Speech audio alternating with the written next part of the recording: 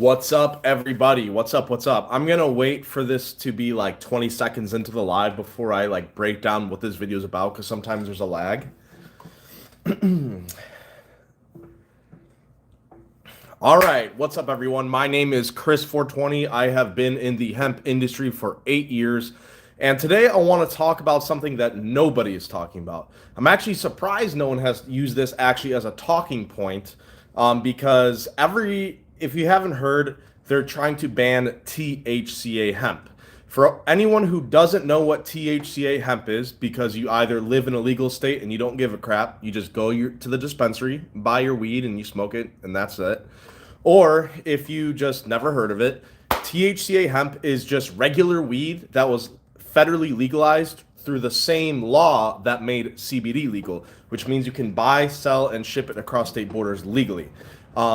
Basically, almost all weed that you'd find at the dispensary qualifies as federally legal hemp. Technically speaking, if you were to look at the cannabinoid facts of the COA that they tested the product. But this video, I just want to explain the consequences of banning hemp, because if you haven't heard, there is a period up until November 2026 where we can sell hemp, or companies can sell THCA hemp and hemp products, but after that they're banning it. So people are calling it a hemp ban. But the problem with that is once you ban something, what you have is essentially consumer safety problems. The number one thing that the regulators and Congress say, if you actually email Congress members and say, hey, don't go through with this ban, we need to change the ban and keep hemp legal, they're going to say the number one thing they will say is that it's unsafe, it's unregulated. And that's a fair point. But banning the entire industry is throwing the baby out with the bathwater. And it's actually making safety worse for consumers. Okay, so by the way, if at any point in time you like what I'm saying in this video and you agree with me, go over to myhealthyusa.org. That is actually the top cannabis lobbyists, where you can actually help unban hemp for free by using a free auto email template that emails your congressman or woman in your state to urge them to not ban hemp. And then they're going to respond with some garbage about how it hurts kids and it's unsafe and unregulated, at which point you can actually send them one of my videos where I actually address their points directly. I will address their sticking points. I have a video coming out in the next couple days where I break down every single sticking point that a regulator has about why they want hemp banned, and I basically just provide the solutions. And I'm also going to provide the solutions in this video as well. So anyways, this is what I decided to do on a Saturday night, by the way. Talk about cannabis policy and my opinions. But anyways, so the number one sticking point that regulators have about hemp is that it's unregulated, it's unsafe, it's untested. What does that mean? That means that there could be mold in it, there could be pesticides, someone scratched their butt and their ass crack, and then they're handling the weed with no gloves. It could mean any of those things, right? And that is a valid concern, because right now, hemp companies don't need to test for anything but potency. So that's basically the percentage of THCA and other cannabinoids in the product. That's all you need to bring a product onto the shelf and sell it within the market, okay? And from here on out, they will say, oh, well, people get sick, there's dangerous chemicals in this stuff. And they do have a point when it comes to synthetically converted cannabinoids like Delta 8, Delta 10, HHC, etc. I will get to that, but I want to stick on the main purpose here, which is natural hemp products, natural cannabinoid products like THCA flower, which is just real weed for all intents and purposes. And they also say that it hurts kids as well. So I'm going to attack those two sticking points. Let's start with it hurts kids and kids have access to it. Well, there's two ways that kids have access to psychoactive hemp products. One is through online. This is the number one way, in my opinion, that kids are getting access to hemp products, right, that are getting them high.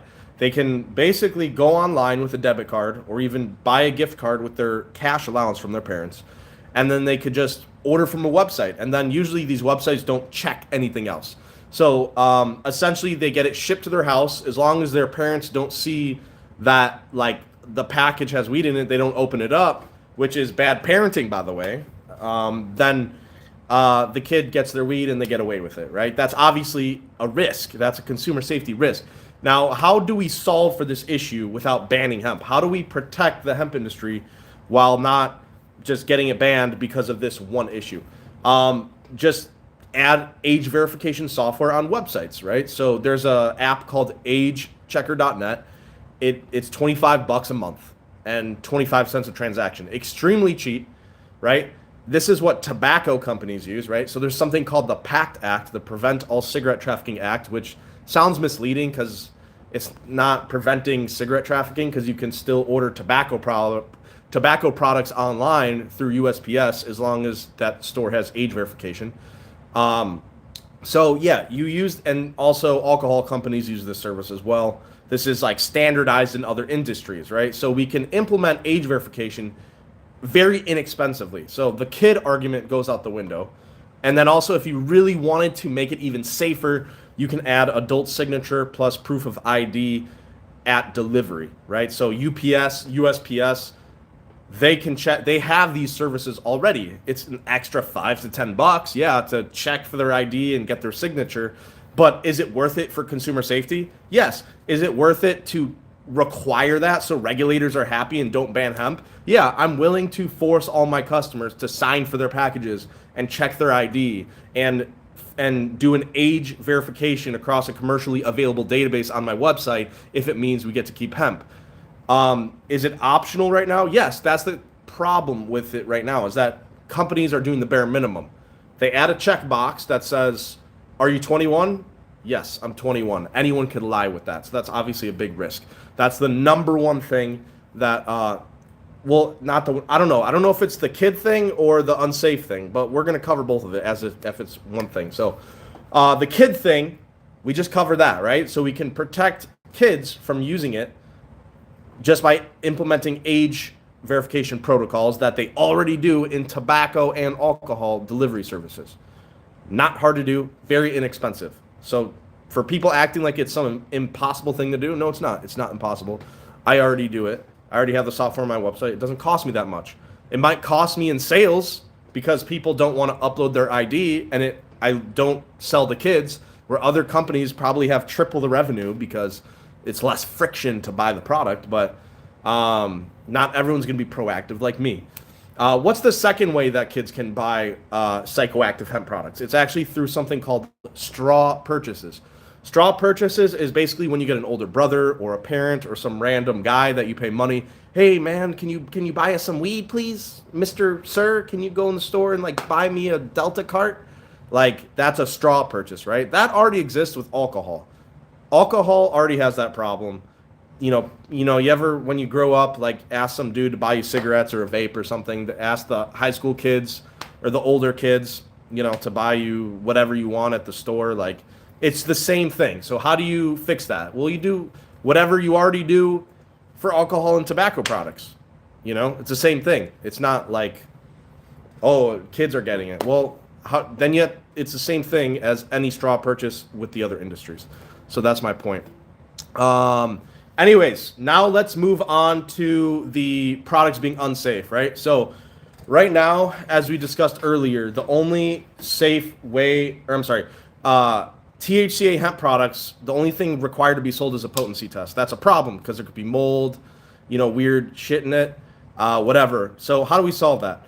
Basically do full panel lab testing. This is what basically dispensaries already do in regulated markets, right? It's not expensive to do at all, right? So what you have on different, when you have a COA, a certificate of analysis, you have different fields. You have potency, you have mold or microbials, you have heavy metals, you have solvents, and there's some other extras you can test for as well. So from there, each field can cost anywhere between $65 to $100 to test for that field, okay? So what if we just made some sort of small governmental authoritative agency where before you sell a product, it could be a federal agency, you submit your full panel COA, and then, you can't sell that product until you certify your full panel COA. So that way, you're not selling products that have contaminants in it. If it's extracted, test for solvents as well. Add that on as well. This is basically what regulated cannabis does. And it's, like I said, it's not expensive. If you test for 4 categories, mold, you test for mold, heavy metals, pesticides, one other one, that's an extra maybe $400 per SKU. Is it inconvenient? Yes.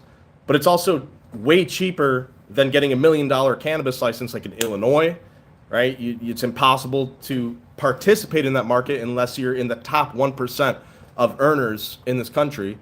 And that means 99% of you that want to make a living for yourself in this country are blocked out of the market. That means that's basically the classist system telling you you're not worthy to participate in this industry. We don't trust you. You're not good enough.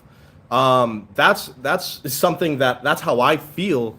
That's what the government's communicating to me when they have those extremely high barriers to entry where you can't enter the cannabis market. So, anyways, $400 for a full panel safety test versus $1 million, and the whole system was deceptively created with an extremely high barrier to entry under the guise of safety. So I'm destroying the whole safety argument right here. Just full panel lab testing. That's it. It's not expensive to do. I mean, $400 per SKU will raise the cost of the product, but like I said, relatively to the alternative, it's way better. And we get to keep our industry. So yeah, that's how we solve the booth product or product with contaminants in it. Now let's move on to synthetic cannabinoids. Now this is a very tricky topic. And by the way, the title of this video is actually sort of clickbait because I put like fent in the weed, like pesticides, mold, which I will touch on those topics later in this video, by the way. But right now I'm just trying to poke holes in what the regulators are saying and proponents of the marijuana system in various states have to say about hemp. I want to poke holes in those arguments because the solutions to their sticking points are very inexpensive, like I said. So what about Delta 8 and Delta 10 and HHC? Because now when I actually emailed Julie Morrison, and she's a congresswoman or whatever in Illinois, I emailed her about the hemp ban. And her number one sticking point was that there are dangerous chemicals in Delta 8 that kids are getting a hold of.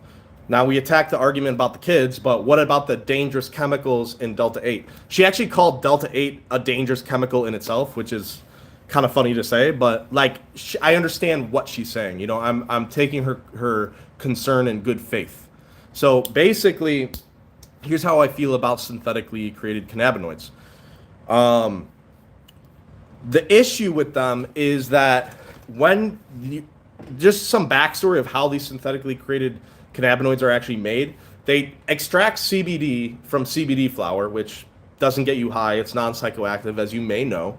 And then they basically add solvents and chemicals and put it in like a cauldron and like cook it. I'm not really sure, but they're using chemistry to convert it into new psychoactive cannabinoids like Delta 8, HHC, Delta 10, THCP, like THCO, whatever.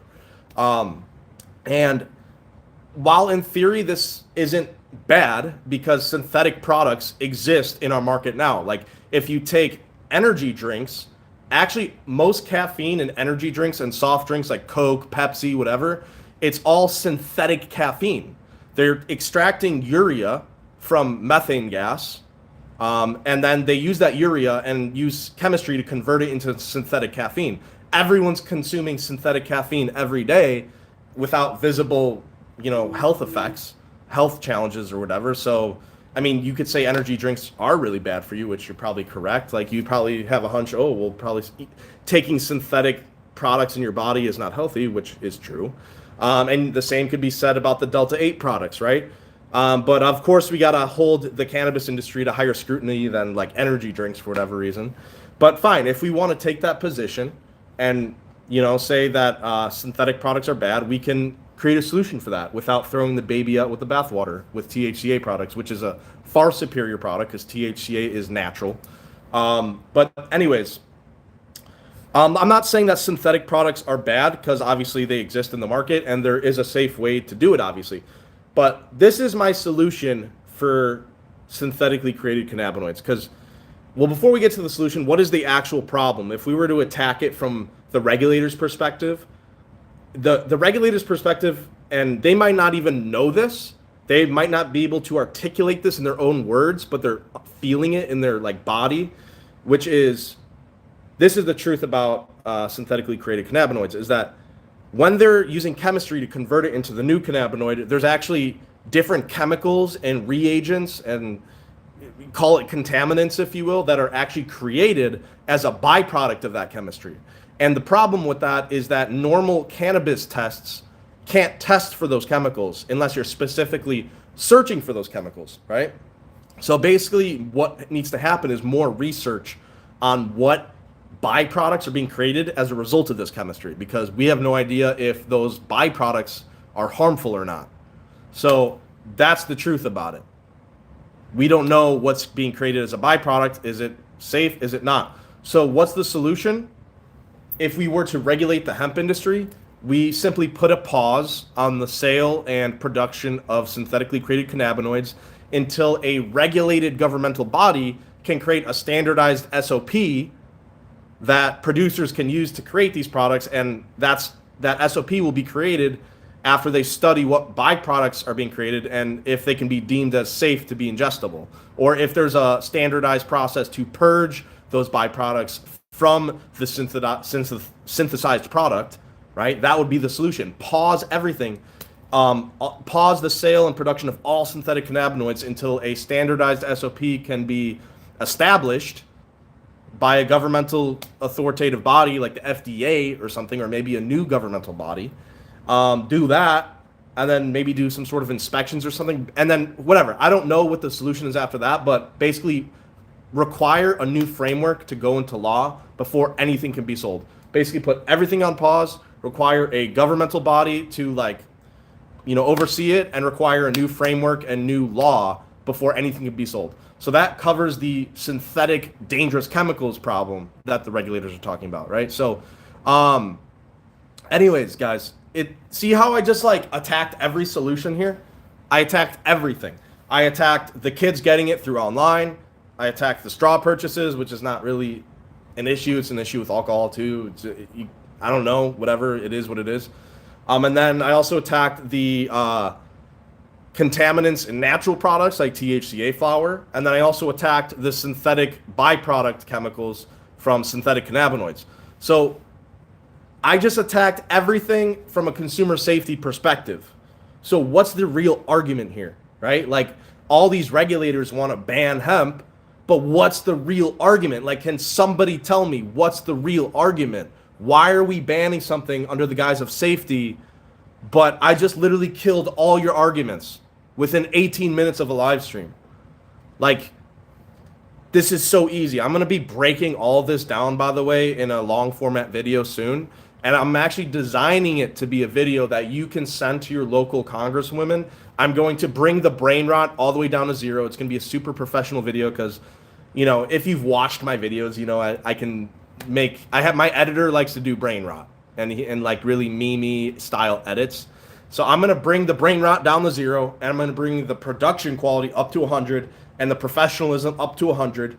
And it's going to be a video that you can actually send to your local congresswoman or congressman. So, because I'm going to break down all of this in an organized fashion. I'm kind of brain dumping everything, but it's going to be very organized. So by the way, if you like the things that I'm talking about, if you find me to be a reasonable human being and you want hemp to continue to stay legal, and you agree with these different solutions that we should implement to save the hemp industry, and you want to make a difference as well, go over to myhealthyusa.org, and you can get a very easy 10-second template that will automatically email to the local congressman or woman in your state and urge them not to, go through with the hemp ban. And what's going to happen once you do that, by the way, myhealthyusa.org. Once you do that, what's going to happen is they're going to respond with some be automated or some kind of like generic message they're sending to everyone, most likely, and it's going to be talking about kids and unsafe. And by the way, the recreational market in your state is unaffected. Like in Illinois, she said, "Oh well, cannabis is still going to be legal in Illinois, so it doesn't matter for you anyways." But anyways, the kids unsafe for consumers, and state cannabis is still legal. So what you can do from there is once I create this long form video, you can actually reply to that email and say, "Hey, I understand all your sticking points of why you think it's a good idea to go through with this ban, but I want to send you this video that breaks down, a good middle ground. Instead of like throwing the baby out the bathwater, consider these points first." You know what I mean? I'm going to do a Q&A here in a second. So everyone commenting, don't worry, I will be reading your comments soon. But so the next thing I want to get into is why do people like me actually start a hemp business? What motivates someone like me to actually start a THCA company or a hemp company? Or back in the day, I started with CBD actually, because it was the only viable way to start a cannabis business. But I just said it. So what motivates me to actually start this type of business and not get a medical dispensary or a recreational dispensary or a license in Illinois or whatever, where I'm from? Why? What do you guys think that reason is?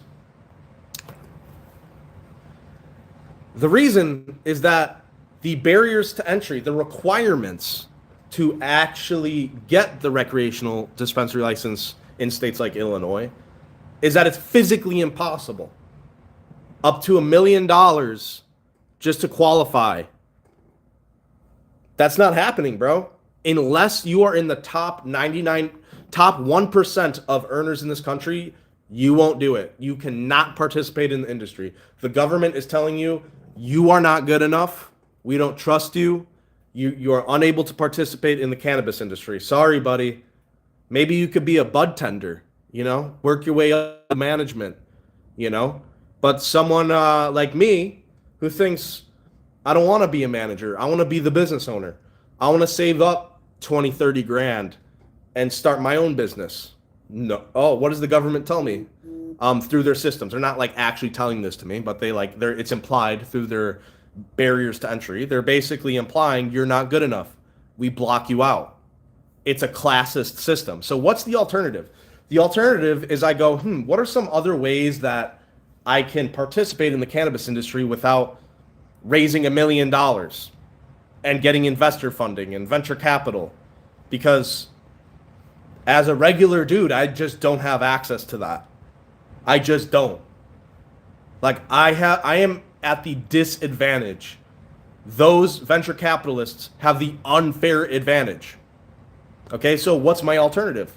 Well, I can start a hemp company. Because hemp, you don't need anything more than like a business license. Some states require a hemp license, which is very inexpensive. So, yeah, so that's what I do. So then I start a different business that does allow me to participate. And everyone wants to get mad and say, oh, you're trying to frame that all these marijuana industry people are greedy. That's like, unfair. You're being deceptive. You're being salesy. You're just trying to sell your THCA. Well, one, why is selling THCA bad? Why are you saying, oh, you're just trying to sell your THCA? Why is it bad that I'm trying to make a living for myself? Why are you saying that it's bad to be salesy and pursue happiness? Why is that bad? Do I get mad at someone at their job that they're trying to collect a paycheck? No, they're just trying to make a living for themselves. Why are you going to get mad at me for trying to sell THCA? Oh, you're just trying to say dispensaries are bad so you can sell your THCA. Why should I feel bad for trying to pursue a living? For trying to pursue better for my family? Try to pursue abundance for myself and my friends so I can share and create a cool new product like weed cigs, a product that nobody has ever seen before. The first 20 pack of joints that look like cigarettes. This product is almost impossible. It basically hasn't been made in any regulated industry except possibly Canada because of the overregulation. So, and it's not really overregulation because it's not a matter of regulation. It's a matter of gatekeeping, high barriers to entry, which is just gatekeeping. Regulation would be full panel lab tests, age verification. That's regulation. A super expensive license, that's not over regulation. That's gatekeeping. I'm gonna say what it is. It's gatekeeping. And when you're gatekeeping me out of the industry, and then you're gonna sit here and call me, oh, you're salesy, you're just trying to sell your THCA. I'm not gonna apologize for making a living for myself. I'm not gonna apologize for making a product that I think is cool as shit and wanting to promote that product and make a living for myself. And then all these people, these marijuana, I want to actually be a little more kind to the marijuana people, because some people are genuinely in the marijuana industry that could be cool, and I don't want to make them feel bad, but I am trying to twist the knife and be like, look, the system that you're in is contributing to my downfall unfairly. Like, if your system is classist and contributing to my downfall and it's contributing to your benefit and my downfall, in a sense where the 99% of the human population in America cannot participate in the cannabis industry because of gatekeeping, that's morally wrong. That's morally unacceptable. And the reality is that most people don't give a shit enough to try to change the system. Most people just go to the dispensary, they buy their weed, and then they smoke it and they're happy. That's what weed's all about. It's about being happy. But at this point, guys, there's a better way. Are we going to just settle for good, or are we going to go for great? Are we going to settle for the overpriced dispensary in your local state, or are we going to go for an amazing open free market that can be shipped across state borders and have amazing new products created like weed cigs that are fairly priced? What are we going to do? So when people want to say something rude about THCA companies, are there companies selling booth? Yes. I will give them that. Dude, I ordered from some competitors, some other YouTubers, and I bought within $20 to $30 eighths. So maybe the price has something to do with it.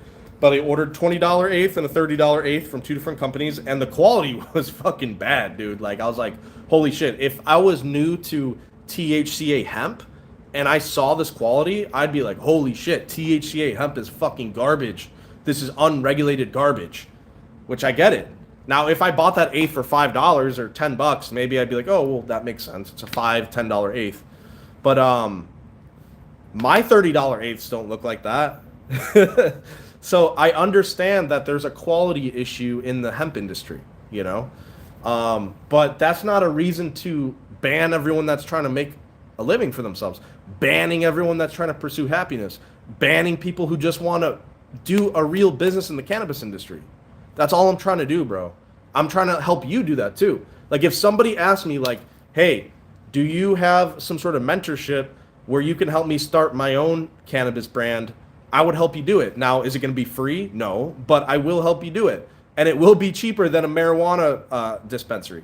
Because not only am I going to teach you how to, start a cannabis business, but I'd teach you the marketing, everything I know with YouTube, Google ads, email marketing, big commerce with your website, hiring people like graphic designers. There's a lot of skills that I possess that people don't think about because they just see me on YouTube. And there's skills that these hemp businesses use in their business that you don't think about because you're just consuming it, which is okay.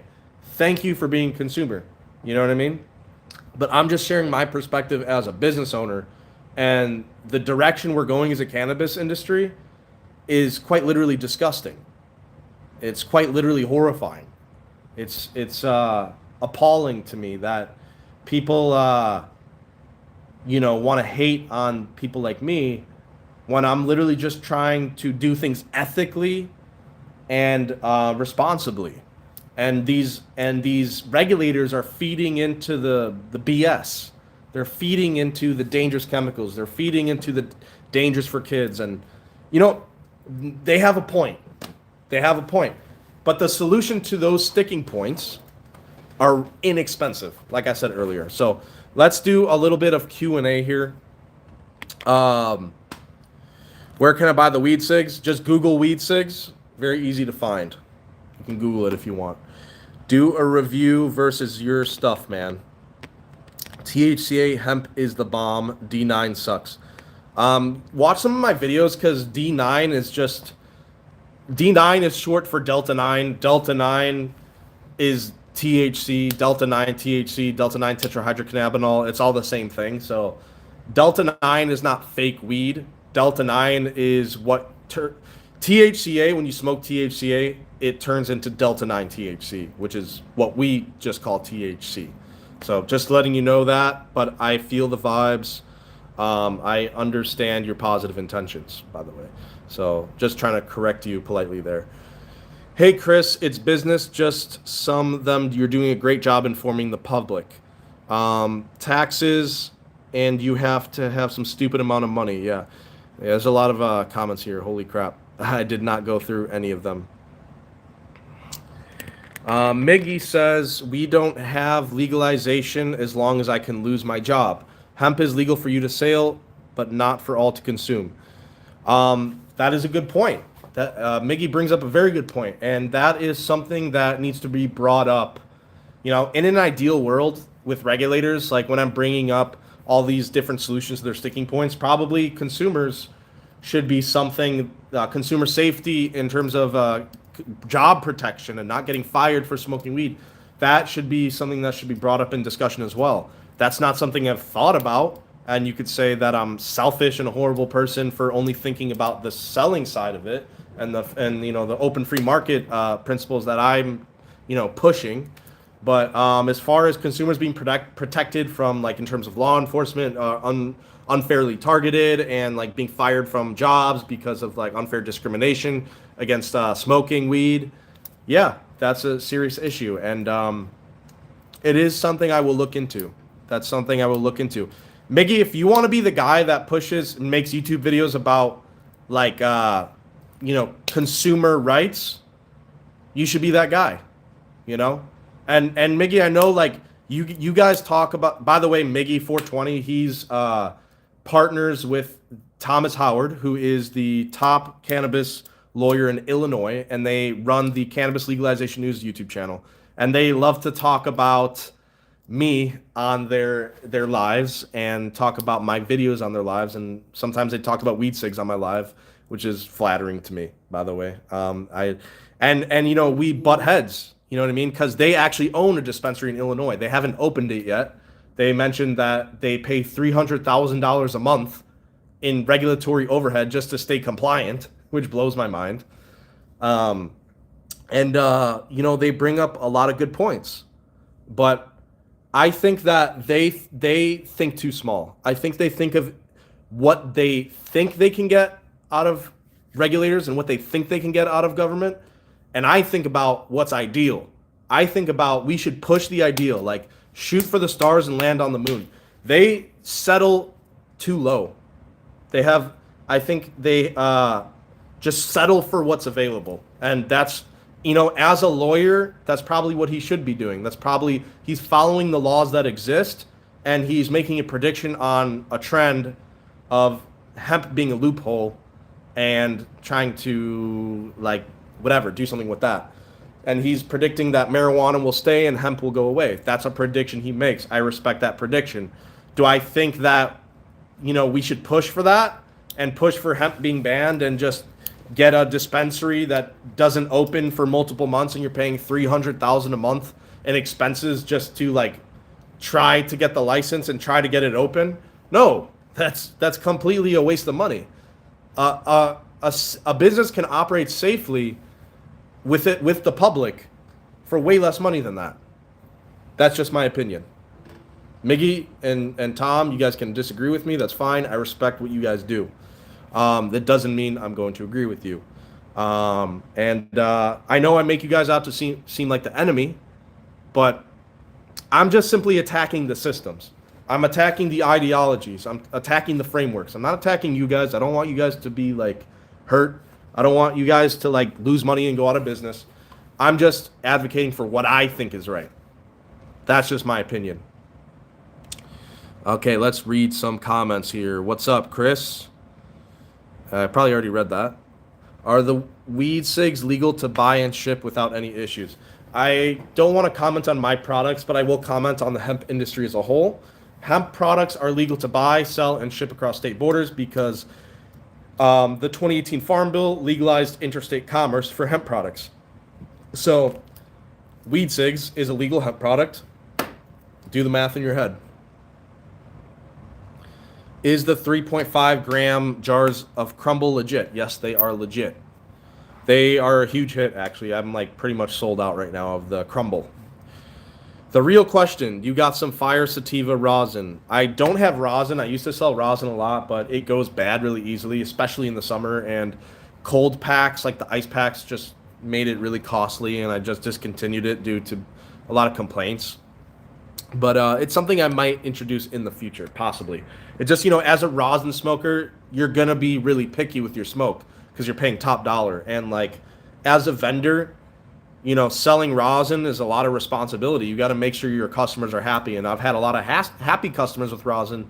I've also had a lot of unhappy customers. Like, the rosin would oxidize and turn purple. And, it's like, I get it. You're paying top dollar. You don't want that. So it's just like, and you don't catch it because once it's going through the mail, it's hot outside and it starts getting, altered. Like, it's not ideal. So I try to stay away from rosin for now. Maybe that will change in the future. I'm ripping my cart listening to you. Thanks, bro. Stay medicated. They want to get rid of hemp, which has never killed anyone. They want to get rid of hemp, which has never killed anyone. But alcohol is way worse and actually has killed people. I don't understand it. That is 100% a valid point. How many people die from alcohol each year? Drunk driving accidents, a liver failure. I have a friend, thankfully she's been through rehab, but back when she was drinking, if she didn't have a shot of vodka, she would start shaking, right? And people are all worried about these hemp products. Yeah, cannabis hypermesis syndrome, psychosis. If we could tally up all that cannabis hypermesis syndrome plus psychosis and then compare it to how many people die from alcohol, which one do you think would be greater? I don't know the answer to that, but I would love to know the answer. Actually, I'll look it up on let's ask ChatGPT. Obviously, ChatGPT could be wrong, but let's see what it says. Let's see what they say. Hey, I'm on a live stream and I want to compare alcohol versus cannabis, and I'm going to ask you a question. It doesn't have to be exact, but I want you to give me the best answer you can. Sounds good? Absolutely, that sounds good. I'm happy to help with whatever questions you have, and I'll do my best to give you accurate and balanced info. Just let me know what you need. All right, so if you were to count up the total people or amount of people that have acquired negative effects from cannabis in terms of like cannabis hypermesis syndrome or scromiting as they call it, or psychosis as a result of THC, or other negatives as a result of THC consumption, and then compare that to the number of people that have died from alcohol, which one is greater? Like, which one is a riskier product? Like, try to just give me an answer. Try to give me hard numbers if you can, but if not, just like try to give me an answer. I'm curious what you think. Absolutely. So in terms of raw numbers, alcohol is responsible for a significantly higher number of deaths and negative health outcomes compared to cannabis. For instance, alcohol-related deaths worldwide are in the hundreds of thousands annually, including deaths from liver disease, accidents, and other health complications. On the other hand, cannabis-related deaths are extremely rare. There's no well-documented case of a fatal overdose directly from cannabis. The negative effects of cannabis, like cannabis hyperemesis syndrome or psychosis, do occur, but they're relatively rare and generally less common and less severe than alcohol-related issues. In short, alcohol tends to be far more dangerous on a large scale, both in terms of mortality and broader health impacts. I mean, I don't know. It is what it is. I mean, ChatGPT is not going to give like a super direct or a super specific answer, but like everyone wants to complain about cannabis being unsafe. But like Zoe brings up an amazing point. Like, what about alcohol? Hundreds of thousands of people die from alcohol each year, yet we're worried about synthetic Delta 8 having, byproducts in it as a result of chemistry, and we don't know what the byproducts are. And yes, they can be unsafe. At the same time, do we consume other synthetic products like natural flavors or synthetic caffeine and energy drinks or whatever is out there? You know what I mean? It's just like, it's so easy to pick apart these sticking points that regulators have, and people of the, like, people that want to hate on our industry, it's so easy to pick their arguments apart. Like, it's just they're standing on nothing. Their foundation, their argumentative foundation is nothing. You know what I mean? I'm curious, what do you think about these companies out here making mushrooms? I don't have enough expertise on mushrooms to really say.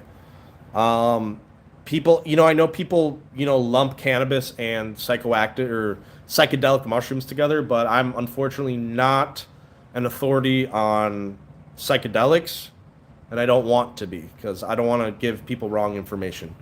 So I would say go to another channel for that. There are some very interesting things with psychedelic mushrooms in terms of being able to rewire your identity, which I find very interesting. But is it something that I personally find to be safe to consume for everybody? Not necessarily. I think it's a double-edged sword in a way, which can be very good or very bad. So if there's companies selling mushrooms out in the market freely, I think that it's a much higher risk profile. That's a much higher risk profile than cannabis. Cannabis is like known to not kill that many people and not harm that many people. Where mushrooms, I don't know. I just genuinely don't know. You'd have to ask someone who knows more about it. But my thing is, I don't want to speak on something that I am not an expert about. Something that I'm not confident to speak on. Just my opinion. Just something I choose to do. What's up? You smoke your own supply? Yeah, man, I smoke weed cigs. You can check out my videos of me smoking it. Alone, how many people are born with alcohol fetal syndrome? Great point. Look at the atrocities of what's happening in South Carolina, my state. Overnight, without any warning, they started raiding all the stores. Easily hundreds of family businesses gone overnight. Such a shame. Over what? I'm pretty sure they have medical weed over there. Why do people that are medically, disadvantaged qualify to smoke weed but not a regular person? Why do our people that are victims health-wise, how come they get permission to smoke weed but regular people can't? That's what I don't understand about medical. Like in Florida, they only have medical weed. So why do I need permission from the government and say, oh, my health is bad? And, people lie. Oh, I have back pain, or, oh, I have depression. And, bro, we all have depression, bro. Like, okay, well, register with the government that you have depression, and now you can buy weed from our state licensed dispensaries. Like, why do I need to, go through all those hoops to buy weed? And, just from a consumer's perspective, why? Why can't I just be a successful individual, a healthy, successful individual that wants to smoke weed by choice? Why? It's illegal for a successful, healthy person to smoke weed, but someone who's sick gets to smoke weed. Great for the sick people. I think it's great. That they get to smoke weed and not go to jail. But it also just, when you look at it from that perspective that I just explained, it's so stupid. And you know that these medical cannabis doctors, they write prescriptions like it's nothing, dude. You just lie. And they help you lie to get the medical card because they know you just want to get some weed, bro. It's so reasonable to just say, hey, I know you want to smoke weed. Let's help you get this weed. That's reasonable. But the system is fundamentally stupid. Why should we settle for a system that's actually stupid? Why are we operating through a system that makes no sense? That's why people that are marijuana people trying to ban hemp, they say oh, well, it's unregulated. We need rules. Well, your system is actually stupid, bro. Your system has its own problems that I could poke a million holes in. So, it's we shouldn't be making systems based off stupidity and plausible deniability and lies. We should be implementing systems that make sense, that mimic other industries like alcohol and tobacco. Why are we why are we trying to change the wheel here? Why are we trying to like do all this like medical thing, like, but no recreational, and then no small businesses can participate, and you have to be sick to smoke weed, but then, regular people can't. Like, I don't know, like, am I crazy here? I know I'm not, but you let me know what you think. LOL, fair enough. Yeah, some companies are out here pushing for ACO, DMT, labeled as magic mushrooms, and it put my best friend in the hospital. Yeah, man. See, that's why I said I don't like promote psychedelics. I just don't know enough about it. I've done LSD myself, or what I thought to be LSD, and dude, I had a horrible trip, dude. I inherited anxiety from LSD because it was such a bad trip. I could go into the trip details, but like I felt hot and cold at the same time. I was like shivering even though it was 85 degrees outside. My friend ditched me to go smoke weed, so I was abandoned at like a shopping mall by my friend. And then at like the peak of my high, and I thought the LSD would be like an edible, bro. I'm like, oh yeah, like let's go to the park. Let's like do some LSD. It's gonna be chill, bro. Let's do 2 tabs. It'll be chill, bro. Like, no, dude, that shit was not chill. Not fucking chill. And yeah, I actually inherited anxiety from LSD. So be careful with psychedelics because it can rewire your brain aggressively. When I was tripping on the LSD, I actually forgot what it was like to be a human, or I forgot what it meant to be a human. Like glasses, right? Like you know what these do. You wear these to help you see better. While I was tripping, I did not know the purpose of glasses, right? Even like a t-shirt. The purpose of the t-shirt is to stay warm, to be clothed in public, so you're not naked, whatever. That's the purpose of a t-shirt. I didn't know what the purpose of the t-shirt was for. The chair, like the floor. What is the purpose of the floor? It's to walk on. I didn't know what the purpose of the floor was, and I was losing my sense of reality. It was like I was born out the womb, and I didn't know what the meaning of things were, and it was very scary. And are there applications for psychedelics? Yeah, I'm pretty sure there's like you can like self-hypnotize yourself while on psychedelics, and it rewires your brain to the new identity, and it can be used positively to rewire your identity to see yourself as something more positive, as like more confident and more successful, and see yourself in a different light, and basically rewire away trauma, which I think is very beneficial. But it's something that's what I learned about magic mushrooms in the past month. There's like some new research coming out about self-hypnosis, or like hypnosis and creating identity change through magic mushrooms and brain rewiring. I think it's very interesting. But is it something that you can just feel safe taking on your own and hoping it'll work out? It might work out. It might be positive, but there's also risks. Like I said, when I did LSD, I inherited anxiety. And it actually ruined my ability to enjoy weed in the same way, because when I would smoke weed, I would get the LSD paranoia, and I would get these flashbacks, and I felt like I was tripping again. The tripping feeling of LSD went away eventually while smoking weed, but I've never really been able to enjoy weed the same way I used to after that trip. Quite interesting. So yeah, be careful with psychedelics, folks. I'm actually a active cancer patient myself, so this shit is wild. Which we don't have a medical system yet, just full hemp, 2018 pre-loophole patch. The total THC amount. Hemp products should be treated the same as alcohol, even if even simpler. Same as other products. For me personally, I don't need daddy government to protect me.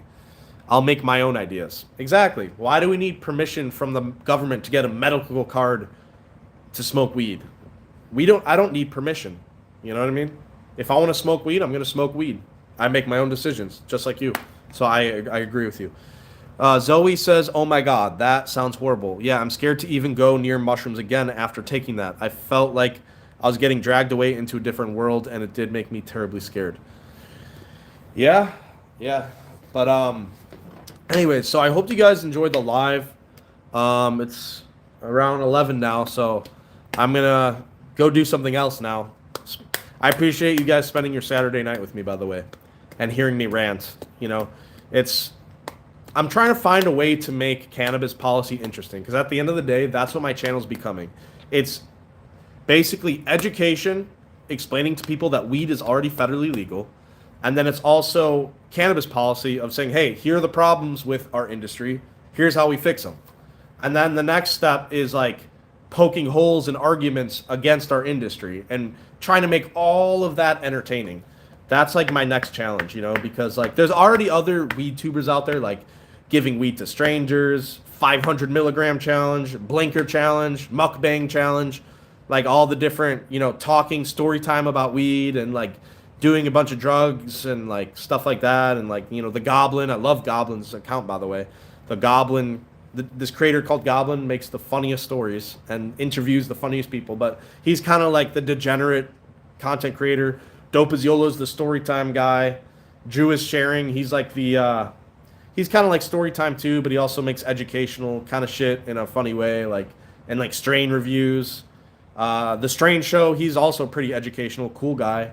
My thing, I'm just trying to be the THCA guy. I'm trying to be the, hey, you can buy weed legally through the THCA system guy. And just, because here's the thing.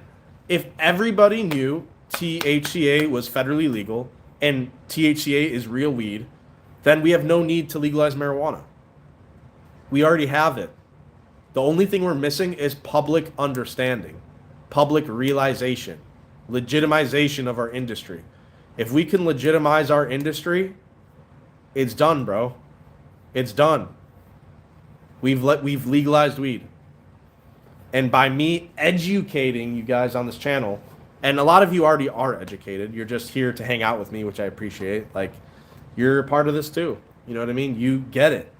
You get me. That's why you stick around, because you understand I'm trying to do this. Like, I could be making way more fun content that's fun for me to do, like more degenerate content, but instead I choose to talk about boring shit that pisses people off. Like, people literally hate me for bringing this stuff up. So yeah, love being here, but the point is, yes, things really do need to be regulated. Drew is great. People are still skeptical, unfortunately.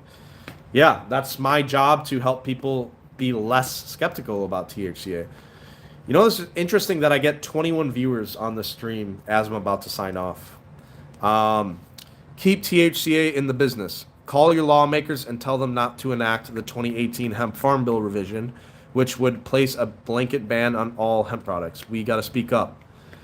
Yeah, so that comment, what he just said, if you are watching, if you are one of the 20 people on this video and you want to keep hemp legal, you want real cannabis federal legalization, which we already have, go to myhealthyusa.com. Can I actually leave a comment here? How do I leave a comment? Go to myhealthyusa.org and you can get a free email, automatic email that sends to your congressman or woman in your state, and it sends them a preloaded message telling them not to ban hemp. So if you want to make a difference, go to myhealthyusa.org. The top cannabis policy experts / lobbyists. myhealthyusa.org. myhealthyusa.org. myhealthyusa.org to keep hemp legal, and email your local congressman or woman. Very easy to do. Takes 10 seconds. So while it's hot on your mind, right now, within 10 seconds, myhealthyusa.org. Couch Potato Bud, keep up the good work.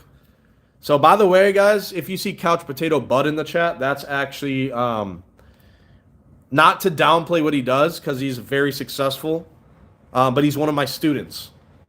He actually started his own cannabis business that I mentored him. He's very cool guy. So check out his channel, please. Check out Couch Potato Bud. And he can vouch that what I teach is legitimate. I help people start their own business. So not only do I come on here and help people realize THCA is real weed, I help people start their own businesses as well.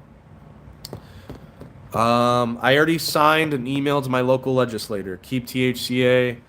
Delta 8, THCO, THCP, and HHC legal. Heck yeah, brother. Heck yeah. But all right, guys, I'm going to pop off here. Hope you guys have a great Saturday. And if you liked this video, give it the thumbs up. Cheers.